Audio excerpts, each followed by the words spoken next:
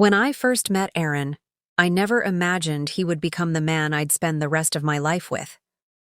He was quiet, gentle, and carried a kind of sadness in his eyes that words could not describe. I later learned that his wife, Emily, had passed away 3 years before.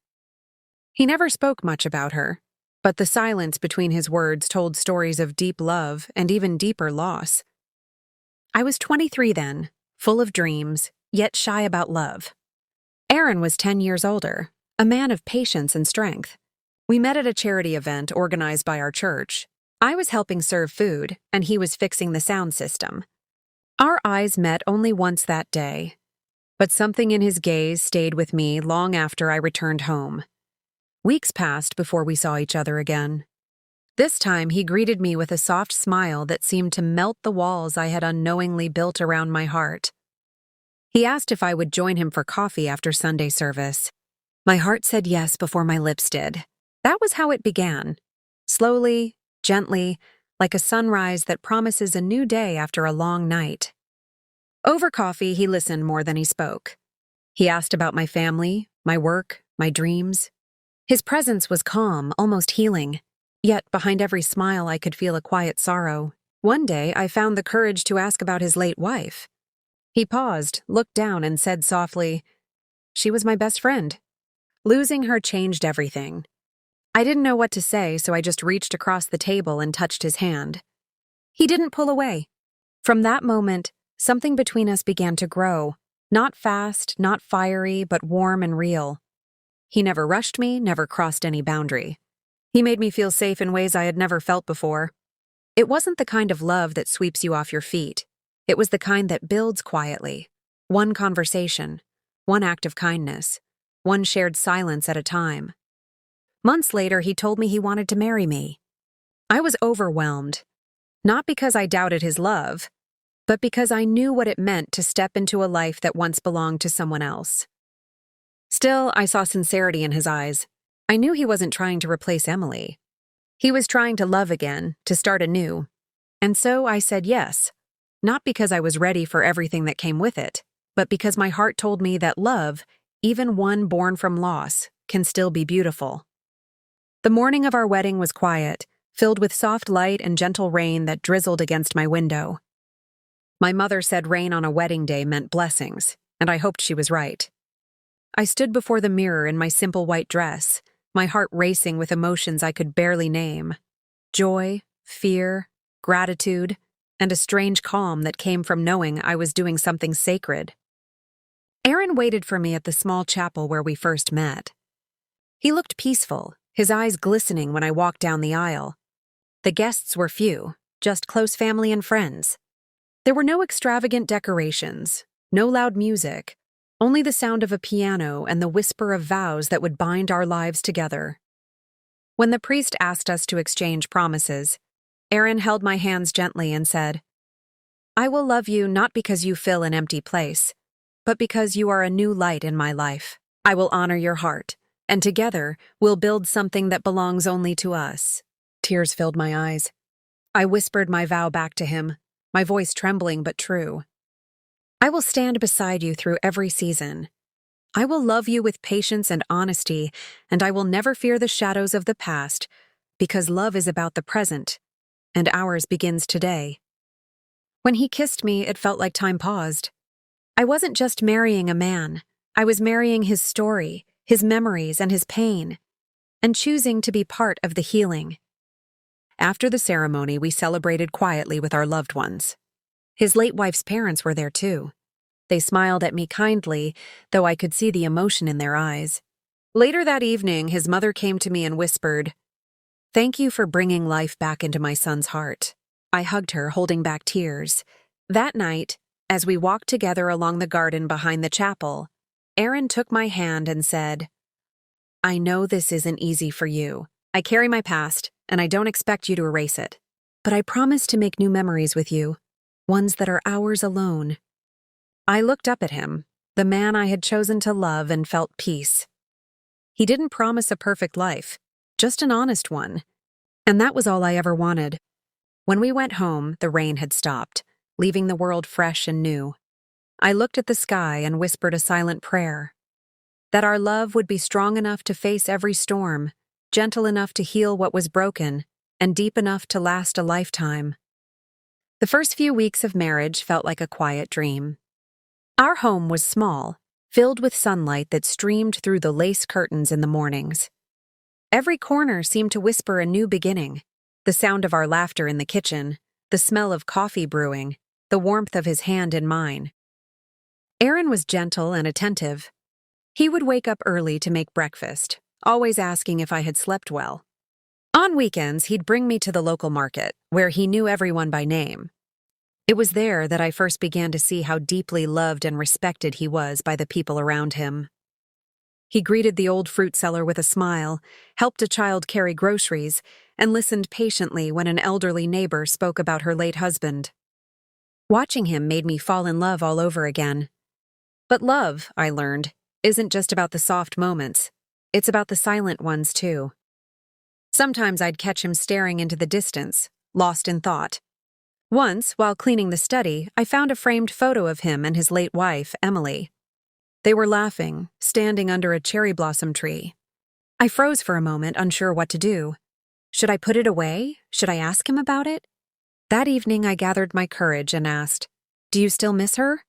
He looked at me with eyes full of honesty and said, "Yes, I think I always will. But that doesn't mean I love you any less. It just means that she was a part of who I am, and you are my future." His words didn't hurt me. Instead, they comforted me. I realized love isn't about competing with the past. It's about walking together toward tomorrow, while honoring what came before. As the days turned into months, we began learning each other's rhythms. I learned that he liked his tea with honey, not sugar. He learned that I couldn't fall asleep without music playing softly in the background. We argued sometimes, over small things like where to place the bookshelves or which color to paint the bedroom. But every disagreement ended with understanding, never bitterness. One evening, while sitting on the porch watching the sunset, Aaron said, "You've brought warmth back into this house. For a long time, I thought it would always feel cold here." I leaned against his shoulder, smiling softly. "Then let's keep filling it with laughter," I said. He kissed my forehead gently. And in that moment I knew, healing doesn't happen overnight.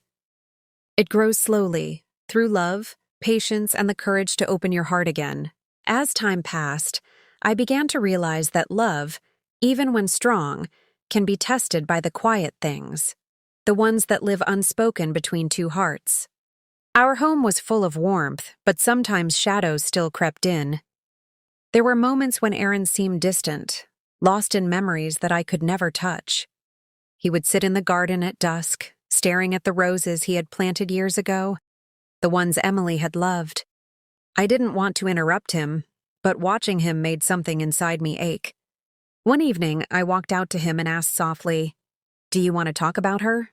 He turned to me surprised, then shook his head gently. "No, I just miss certain moments, that's all." I nodded and sat beside him. We didn't speak for a while. The silence between us wasn't uncomfortable, just heavy. Then I reached out and took his hand. "You don't have to hide that part of you from me," I said. "I'm not here to erase her. I'm here because I love you as you are." He looked at me with such tenderness that tears filled his eyes. "You have a brave heart," he whispered. That night, I realized something. When you marry someone who has loved before, you are not competing with a ghost. You are learning to love a heart that has already been broken and choosing to stay anyway. But even with understanding, I wasn't immune to doubt. One afternoon, while cleaning the drawers, I found a small velvet box. Inside was a silver ring, Emily's wedding ring. My breath caught. I knew it wasn't wrong for him to keep it, yet a small voice inside me whispered, "Will you ever have all of his heart?" That night I couldn't sleep. Aaron noticed and asked what was wrong. I hesitated, but finally confessed. "I found her ring, and I know I shouldn't feel jealous, but I do." He sat quietly, then took my hand and said, "You don't have to apologize for your feelings. I kept it because it was part of my past. But my heart, my life, they're with you now." The next morning, he placed the box in my hand. "Keep it," he said. "You don't have to wear it or hide it. Just know that I've made peace with it." I didn't know what to say. I just hugged him tightly. and in that embrace I felt something shift, not just between us, but within me. Love had taught me patience before, but now it was teaching me grace. From that day onward, I no longer felt like I was living in someone else's story. I was writing my own, one where love didn't erase the past, but transformed it into something new. Years passed quietly, like pages in a book we were writing together, slowly, gently, and with purpose. Our home, once filled with echoes of the past, had become a place of laughter, small joys, and shared dreams. Every morning began with the sound of birds and the soft clinking of cups as Aaron made tea. Sometimes, when the sunlight streamed through the kitchen window, he would look at me with a peaceful smile, the kind that said, "I'm exactly where I'm meant to be." One afternoon, while tending to the garden, he planted a new rose bush beside the old ones. I noticed that the flowers were white, not red like before. When I asked why, he said, "The red ones were hers. The white ones are ours, symbols of peace, not replacement." His words touched me deeply. Love, I realized, doesn't start over, it evolves. It carries every season, every scar, every breath of hope within it. Our bond grew stronger, not because we were perfect, but because we learned to understand the fragile parts of each other. We learned when to speak and when to listen, when to hold on, and when to simply sit quietly side by side. There was no need to fill every silence. Love lived even in the quiet moments. One evening after dinner, Aaron sat beside me and said, "Do you remember the day we got married? I promised to build a life that belongs to us." I smiled and nodded, and you did. He took my hand and placed it on his heart. "You gave me a second chance at love. I never thought I could feel this kind of peace again." "You've healed more than you'll ever know." Tears welled in my eyes. "And you taught me what real love means, not the kind that rushes or fades, but the kind that stays through every storm." Years later, when life tested us with challenges, work stress, illness, and moments of doubt, we leaned on each other, remembering the promise we had made under that rainy sky. There were still days when I'd find him quietly looking at old photos, but now he would turn to me and smile, as if to say, "Thank you for understanding." And I always smiled back because I did. Love had not erased his past, it had given it meaning.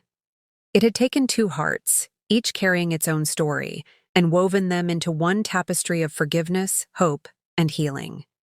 One morning, as the first light touched our window, I whispered softly, "I'm glad I chose you." Aaron smiled and replied, "And I'm glad love gave us another chance." And in that moment, surrounded by the peace we had built together, I knew love doesn't have to be perfect to be true. It only needs to be honest, patient, and kind. Ours was a love that began with loss but blossomed into something eternal, a love that healed,